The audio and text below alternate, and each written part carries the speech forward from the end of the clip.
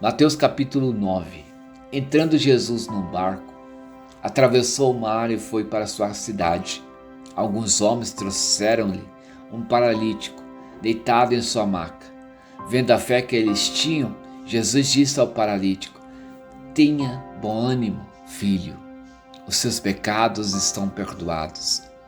Diante disso, alguns mestres da lei disseram a si mesmos: "Este homem está blasfemando." Conhecendo Jesus os seus pensamentos, disse-lhes: "Por que vocês pensam maldosamente em seu coração? O que é mais fácil dizer: os seus pecados estão perdoados, ou levante-se e ande? Mas para que vocês saibam que o Filho do Homem tem na terra autoridade para perdoar pecados, disse ao paralítico: levanta-se, pegue a sua maca e vá para casa."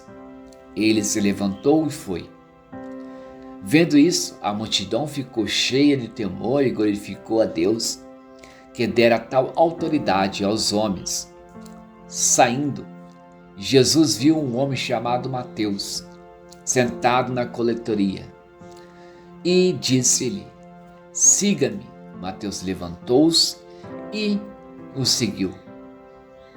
Estando Jesus em casa, foram comer com ele e seus discípulos muitos publicanos e pecadores.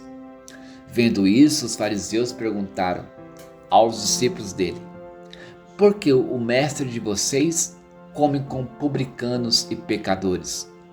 Ouvindo isso, Jesus disse: "Não são os que têm saúde que precisam de médico, mas sim os doentes.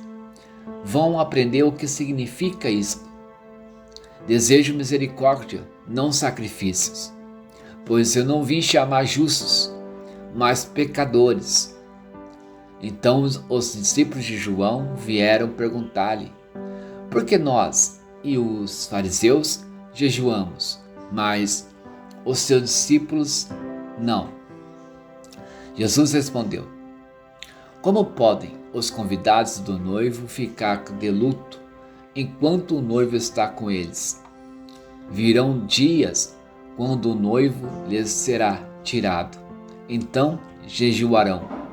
Ninguém põe remendo de pano novo em roupa velha, pois o remendo forçará a roupa, tornando pior o rasgo.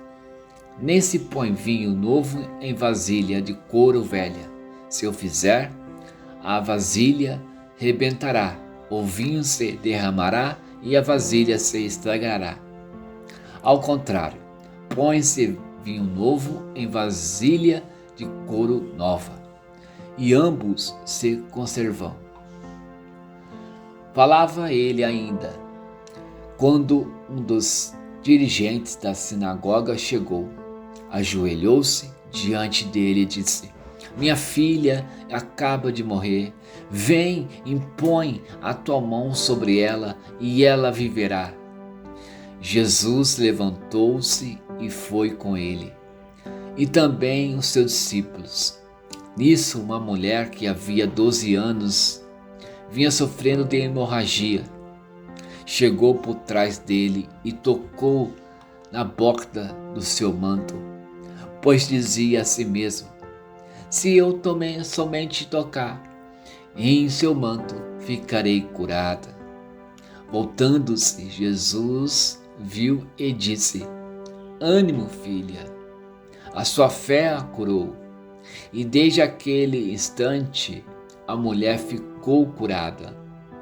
Quando ele chegou à casa do dirigente da sinagoga, viu os flautistas e a multidão agitada. Disse: "Saiam! A menina não está morta, apenas dorme." Todos começaram a rir dele. Depois que a multidão se afastou, ele entrou e tomou a menina pela mão e ela se levantou. A notícia deste acontecimento espalhou-se por toda aquela região. Saindo Jesus dali, 2 cegos o seguiram, chamando: "Filho de Davi, tenha misericórdia de nós. Entrando ele em casa, os cegos se aproximaram e ele lhes perguntou: vocês creem que eu sou capaz de fazer isso? Eles responderam: sim, Senhor. E ele, tocando os olhos deles, disse: que seja feito segundo a fé que vocês têm. E a visão deles foram restaurada.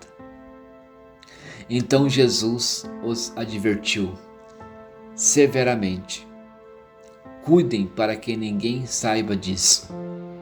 Eles, porém, saíram e espalharam a notícia por toda aquela região. Enquanto eles se retiravam, foi levado a Jesus um homem endemoniado, que não podia falar. Quando o demônio foi expulso, o mudo começou a falar. A multidão ficou admirada e disse: nunca se viu nada parecido em Israel. Mas os fariseus diziam: é pelo príncipe dos demônios que ele expulsa os demônios. Jesus ia passando por todas as cidades e povoados, ensinando nas sinagogas, pregando as boas novas do reino, curando todas as enfermidades e doenças. Ao ver as multidões, teve compaixão delas, porque estavam aflitas e desamparadas como ovelhas sem pastor. Então disse aos seus discípulos: a colheita é grande, mas os trabalhadores são poucos. Peçam, pois, ao Senhor da colheita que envie trabalhadores para a sua colheita.